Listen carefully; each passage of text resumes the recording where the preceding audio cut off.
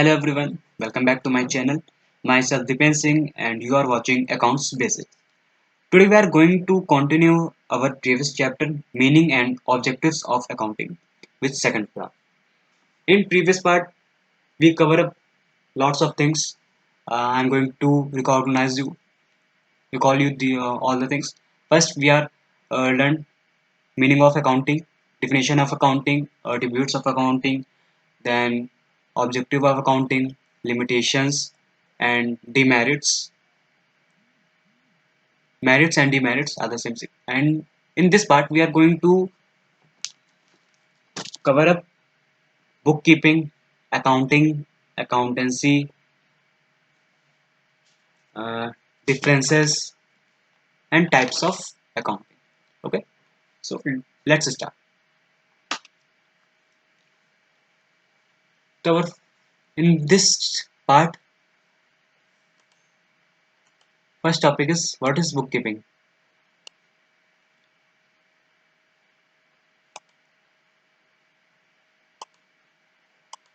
Okay, book keeping क्या होती है, चलिए शुरू करते हैं. तो book keeping is a part of accounting. Book keeping accounting का पार्ट है. Being a being a process of recording financial transaction and events in the books of account. Book keeping एक अकाउंटिंग का पार्ट है जिसमें हम लोग business को जिसमें बिजनेस के हम लोग फाइनेंशियल ट्रांजैक्शन एंड इवेंट्स को हम लोग अकाउंट्स के बुक में रिकॉर्ड करते हैं. ओके, जिसमें क्या क्या चीज़ें आती हैं. सबसे पहले आता है आइडेंटिफाइंग. आइडेंटिफाई हम लोगों ने पढ़ा हुआ था कि सबसे पहले हम लोग को आइडेंटिफाई करना होगा कि ये बिजनेस ट्रांजेक्शन है कि नहीं. देन उसके बाद मेजरिंग. देन उसके बाद हमारा था कि हमको उसको मनी के टर्म्स में मेजर करना है. अगर हमने इसको आइडेंटिफाई कर लिया है तो उसको मनी के टर्म्स में मेजर करना होता है. Third is recording them in the books of account. तीसरा क्या था? तीसरा हमारा ये था कि हमें उसको अकाउंट्स की बुक में रिकॉर्ड करना है. हम लोग किस किस में करते थे इसे जर्नल की बुक में रिकॉर्ड करते थे. ओके. फोर्थ हमारा है classifying record transaction and events. फिर हमें इसको क्लासीफाई करना होता है. क्लासीफाई के लिए हमारा पर्टिकुलर लेजर बनता है हर एक का. ठीक है, चलिए अब हम इसकी डेफिनेशन पे भी आते हैं. तो book keeping is the art of recording business transaction in a systematic manner.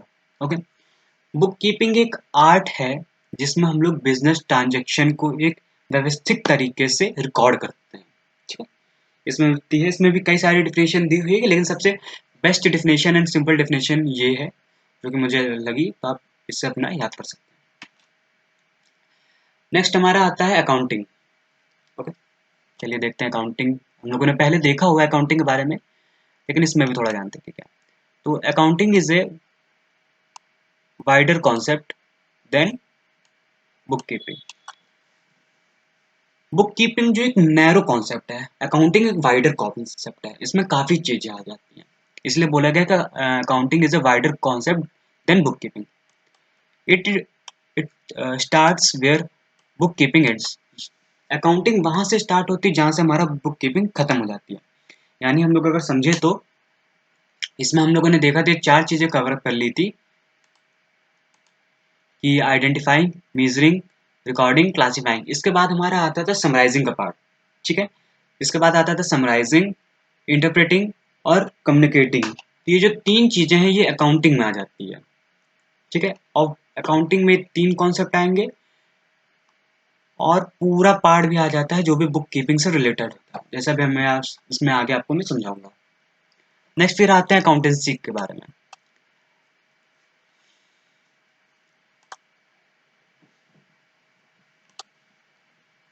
ठीक है, चलिए पढ़ते हैं. तो accountancy is a systematic knowledge of accounting. It explains how to deal with various aspects of accounting. Accountancy क्या है? Accountancy एक systematic knowledge of accounting है. अकाउंटिंग एक तरीके से अकाउंटिंग की एक सिस्टमैटिक नॉलेज देता है हम लोगों को एक व्यवस्थित तरीके से. ठीक है, it explains how to deal with various aspects of accounting. ये हमें ये बताता है कि अकाउंट्स के जितने भी तरीके होते हैं उनसे हमें कैसे डील करना है। नेक्स्ट है, it educates us how to maintain the books of accounts and how to summarize the accounting। और हमें ये बताता है कि हमें जो अकाउंट्स की बुक है कैसे उसे मेंटेन करना है, how to summarise the accounting, account को कैसे समराइज करना है, information and communicate to the user, उसको किस और उसकी जो अकाउंटिंग इंफॉर्मेशन है उससे हम लोगों को यूजर्स में कैसे कम्युनिकेट करना है। ओके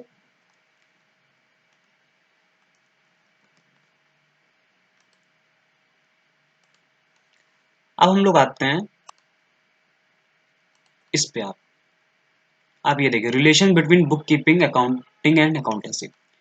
हम लोगों ने पहले पढ़ा था कि बुक कीपिंग नैरो कॉन्सेप्ट है, तो सबसे पहले आती है बुक कीपिंग, फिर आती है अकाउंटिंग, फिर आती है अकाउंटेंसी। ये पूरा एक प्रोसेस भी चलता है, जैसे हम लोगों ने पीछे अकाउंटिंग साइकिल पढ़ा था, इसमें भी वही चीज है। ओके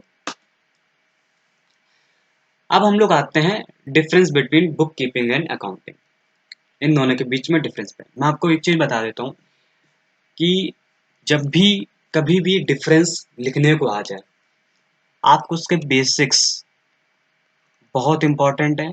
आपको बेसिक्स के भी नंबर काट लेते हैं सर, टीचर्स वगैरह बेसिक्स के भी नंबर काट लेते हैं। आपको बेसिक्स बहुत इंपॉर्टेंट, आपको बेसिक्स याद रखने की जरूरत है। ठीक है, जैसे इसमें बेसिक्स में मीनिंग है, तो सबसे पहले हम लोग कहते हैं तो the process through which record of financial transaction is made maintain. ये प्रोसेस है जिसमें जो फाइनेंशियल ट्रांजेक्शन को रिकॉर्ड करते हैं वो मेंटेन करा जाता है। ओके अकाउंटेंसी में क्या है, process of studying the recorded financial transaction, interpreting result thereof, communicating and interpreting data to interested parties. इसमें क्या है, इसमें process of studying the recorded financial transaction, जो फाइनेंशियल ट्रांजेक्शन्स होती हैं उनको हम लोग स्टडी करते हैं और उसको हम लोग फिर उसकी रिजल्ट के बारे में सोचते हैं कि हमें इससे क्या रिजल्ट निकल के आ रहा है, और बाद में वो डेटा हम लोग डिफरेंट डिफरेंट पार्टीज को सेंड कर देते हैं जो कि हम लोगों में इंटरेस्टेड रखती हैं, जो कि कंपनीज में इंटरेस्टेड होगी आपके डेटा के लिए। ओके सेकंड है function, to identify major record and classify financial transaction of business. हम लोगों ने जैसे भी बुक कीपिंग में पता कि चार चीजें आ जाती हैं इसके फंक्शन में। ओके अकाउंटेंसी में क्या, to examine record transaction in order to find out their accuracy. हम जो रिकॉर्डेड ट्रांजेक्शन थे उसको हम लोग एक बार देखते हैं और उसकी एक्यूरेसी निकालते हैं कि हमें इससे क्या मिल रहा है। थर्ड आता है हमारा objective, to develop the maintain and organise record of financial transaction. हम लोग इसका ऑब्जेक्टिव ये है कि बिजनेस के जो ट्रांजेक्शन है उसको रिकॉर्ड रखने के लिए। ठीक है अकाउंटिंग की का ऑब्जेक्टिव है to ascertain net result and financial position of the business. Accounting का क्या ऑब्जेक्टिव है, वो हमारा नेट रिजल्ट बताता है कि हमें नेट प्रॉफिट मतलब प्रॉफिट हो रहा है कि लॉस हो रहा है, बिजनेस की जो फाइनेंशियल पोजीशन है इस टाइम वो बताता है। रिलेशन बेसिस ऑफ कॉन्सेप्ट्स, ये अकाउंटिंग बेसिस में होता है, कैपिटलाइज ऑन बुक कीपिंग, ये बुक कीपिंग पे बेस होता है। ठीक है बुक कीपिंग अगर बनेगी तभी ये हो पाएगा, अदरवाइज बुक कीपिंग के ऊपर नहीं हो पाएगा। स्टेज की बात करते हैं, ये प्राइमरी स्टेज है, ये सेकेंडरी स्टेज है, यानी ये सबसे पहले करा जाएगा, देन इसके बाद ये होगा। नेचर इसका क्या है, नेचर इसका रूटीन और पेरिकल है, और इसका एनालिटिकल एंड इंटरप्रिटेशन है। रूटीन मतलब ये कॉन्टिन्यूस चलता रहता है, ठीक है, और एनालिटिकल मतलब ये ग्राफ के तो बताते जाए, मतलब कभी ना कभी इनको करना ही होता है। मतलब रूटीन मतलब ये रोज के चलते रहते हैं, क्योंकि इसको जूनियर स्टाफ करता है, इसलिए जूनियर स्टाफ का काम इनके रोज चलता है। ठीक है scope of work, making postage in ledger and determine total of journal and ledger balance. ठीक है हम लोग लेजर में इसको पोस्ट करते हैं बाद में, क्योंकि हमारा क्लासिफिकेशन में आ रहा था कि लेजर में पोस्ट करते हैं। Determine totals of journal and ledger balance, ledger balance का और जर्नल का हम लोग टोटल निकालते हैं। ठीक है इसमें क्या है, अकाउंटेंटिंग में ascertain accuracy of ledger, posting and prepare trial balance, trading and profit loss and account the balance sheet and later rectify error if made. ये चीज मैं बताता हूँ आपको, जो हम लोगों ने लेजर में पोस्टिंग करी होती है उसके बिहाफ पे हम लोग ट्रायल बैलेंस बनाते हैं, फिर ट्रेडिंग बनाते हैं, फिर प्रॉफिट एंड लॉस अकाउंट बनाते हैं, फिर उसके बाद बैलेंस शीट बनाते हैं। देन उसके बाद एक बार दोबारा ये अकाउंट सारे चेक होते हैं, और बाय चांस उसमें कोई भी अगर गलती हो गई है तो उसको हम लोग फिर रेक्टिफाई करते हैं। रेक्टिफाई एरर्स जो है इसके ऊपर भी एक पूरा चैप्टर बेस्ड है, वो हम लोग आगे पढ़ेंगे। अभी हम लोग पूरा बेसिक्स की समझने की कोशिश करते हैं। अब इसमें आता है रिक्वायर्ड एबिलिटी एंड नॉलेज। इसमें लिमिटेड है, कुछ ज़्यादा नहीं चाहिए होती है, कोई भी कर सकता है। स्पेशल स्किल्स एंड नॉलेज ज़्यादा नहीं चाहिए होती, लिखा है इसमें does not require any special knowledge. Accounting में क्या होता है, great as it requires special skill and knowledge. ये क्यों होता है? क्योंकि जो बुक कीपिंग का पार्ट है वो कोई भी आराम से कर सकता है, क्योंकि इसमें ज़्यादा कोई नहीं होता। लेकिन जो अकाउंटिंग का पार्ट है उसके लिए स्पेशल नॉलेज चाहिए होती है, स्किल्स चाहिए होती है, तभी आप वो कर पाओगे। क्योंकि इस स्टेज पे आते आते थोड़ी जो अकाउंटिंग बनाने की प्रोसेस होती है वो थोड़ी डिफरेंट और डिफिकल्ट होने लगती है। इस वजह से job performance either by system software और by junior staff, junior critical staff. इसे जूनियर स्टाफ भी, इससे जूनियर स्टाफ करता है, ठीक है। और इसमें सीनियर और एक्सपीरियंस्ड अकाउंटेंट्स, ठीक है। इसमें सीनियर जो हायर लेवल के होते हैं और एक्सपीरियंस जो होते हैं वो सिर्फ देखते हैं। इसमें जैसे आपका सी आ जाता है, ठीक है, सी आ जाता है। लाइबिलिटी की बात करें, अब book keeper is not liable for accounting work, ठीक है। और इसमें क्या है, an accountant is liable for the work of book keeper. Liabilities में ये है कि जो बुक कीपिंग का काम करते हैं वो सिर्फ बुक कीपिंग ही का काम करेंगे, वो अकाउंटिंग का काम नहीं कर सकते हैं, ठीक है। लेकिन अकाउंटिंग जो करता है उसके पास ये लाइबिलिटी नहीं होती है, मतलब वो लाइबल होता है कि वो आपका अकाउंटेंट का भी काम कर सकता है और बुक कीपर का भी काम कर सकता है। तो ये हमारे बुक कीपिंग और क्या कहते हैं अकाउंटिंग के बीच में डिफरेंस था, बहुत ही सिंपल। चलिए अब नेक्स्ट हम लोग आते हैं।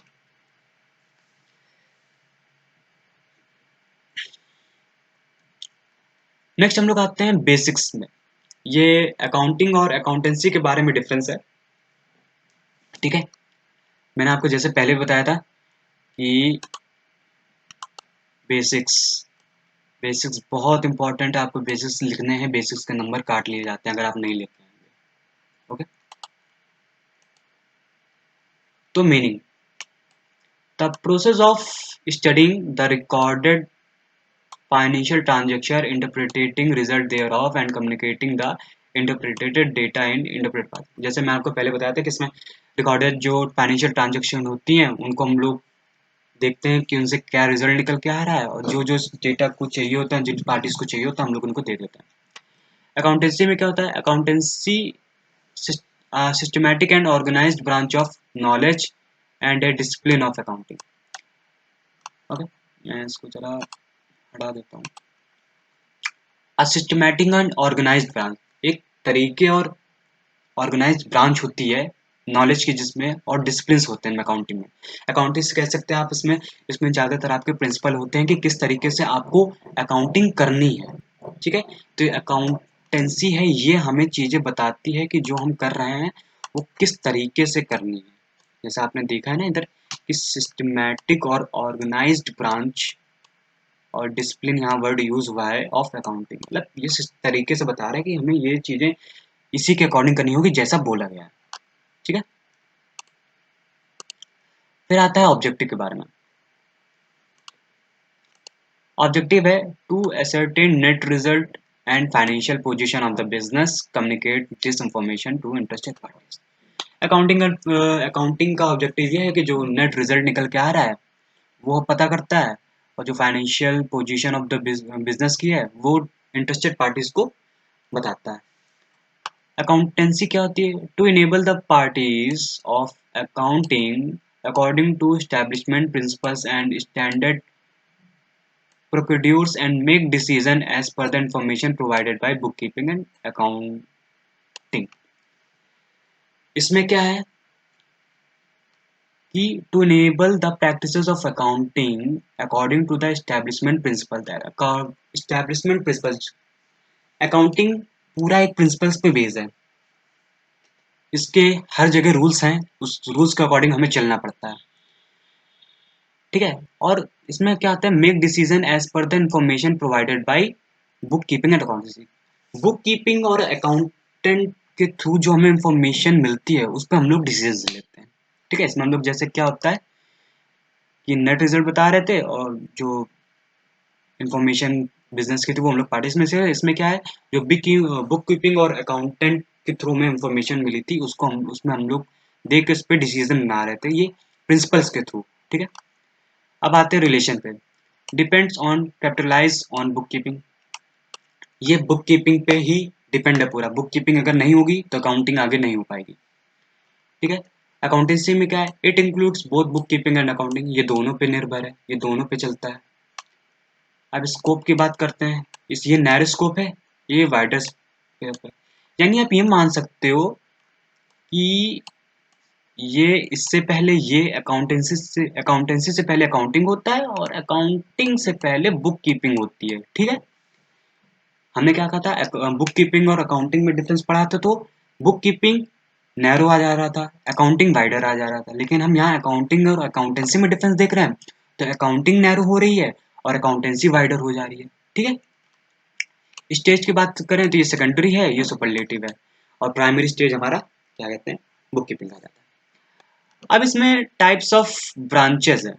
ठीक है, टाइप्स ऑफ ब्रांचेस ये मैंने आगे भी दिया हुआ है, टाइप्स ऑफ ब्रांचेस। ओके, कितनी टाइप की सब फील्ड्स होती है ब्रांचेस, एक फाइनेंशियल अकाउंटिंग होती है, कॉस्ट अकाउंटिंग होती है, मैनेजमेंट अकाउंटिंग होती है, टैक्स अकाउंटिंग होती है, सोशल रिस्पॉन्सिबिलिटीज अकाउंटिंग होती है। ओके, तब हम लोग हर एक के बारे में थोड़ा थोड़ा जानेंगे, इसमें कुछ ज़्यादा खास नहीं है। फाइनेंशियल अकाउंटिंग में वो होता है जिसमें हम लोग फाइनेंशियल ट्रांजेक्शन्स को रिकॉर्ड करते हैं, जो फाइनेंशियल ट्रांजेक्शन और इवेंट्स को होते हैं सबको हम लोग रिकॉर्ड करते हैं, और इन सब की हम लोग जो एनालिसिस करते हैं कि हमें इससे क्या प्रॉफिट हो रहा है, और बाद में जाके ये हम पार्टीज को ना जो रिजल्ट निकल के आता है वो हम लोग सेंड कर देते हैं। कॉस्ट अकाउंटिंग क्या होती है, कॉस्ट अकाउंटिंग वो होती है, इसमें हम लोग मैन्युफैक्चरिंग के जो प्रोडक्ट्स होते हैं उसमें जितना कॉस्ट लगा है वो हमें पता चलता है। ठीक है, मैनेजमेंट अकाउंटिंग वो होती है, ये डिसीजन लेने में हेल्प करता है अकाउंटेंसी में, कोई भी जैसे कंपनी के किसी भी डिसीजन अगर लेना हुआ तो उसमें मैनेजमेंट अकाउंटिंग हेल्प करता है। टैक्स और सोशल रिस्पॉन्सिबिलिटी अकॉर्डिंग में मैं आपको इधर बताता हूँ, जैसे फाइनेंशियल में जर्नल हो गया, रिकॉर्डिंग का मैंने आपको बताया था, ledger, trial balance, financial account. Management में रेशियो एनालिसिस हो गया, break even points after analysis, standard costing और analysis of financial statement. Tax accounting में वो होता है जितने भी हमारे टैक्स रिलेटेड होते हैं उन सब के बारे में हम लोग बना के रखते हैं, लाइक जैसे goods and service tax, GST, income tax और wealth tax. Okay, social responsibilities, social responsibilities आप कह सकते हैं सोशल वेलफेयर के अकॉर्डिंग ही सब करना जाता है। ठीक है, और इसके बाद कॉस्ट अकाउंटिंग की बात करते हैं तो कॉस्ट शीट हो गया, जॉब एंड कॉन्ट्रैक्ट कॉस्टिंग हो गया, प्रोसेस कॉस्टिंग, ऑपरेटिंग कॉस्टिंग, जितने भी हमारा कॉस्ट लग जाता है किसी भी चीज़ को बनाने के लिए वो इसमें दिया होगा। गवर्नमेंट ऑफ अकाउंटिंग इसमें कुछ है नहीं, सिर्फ 5 चीज़ें हुई हैं। तो बस ये चैप्टर आपका यहीं पे फिनिश होता है। आई होप आपको ये चैप्टर बहुत अच्छे से क्लियर हो गया होगा। नेक्स्ट अब हम लोग अगले चैप्टर पे चलते हैं। तो thank you so much for watching this video.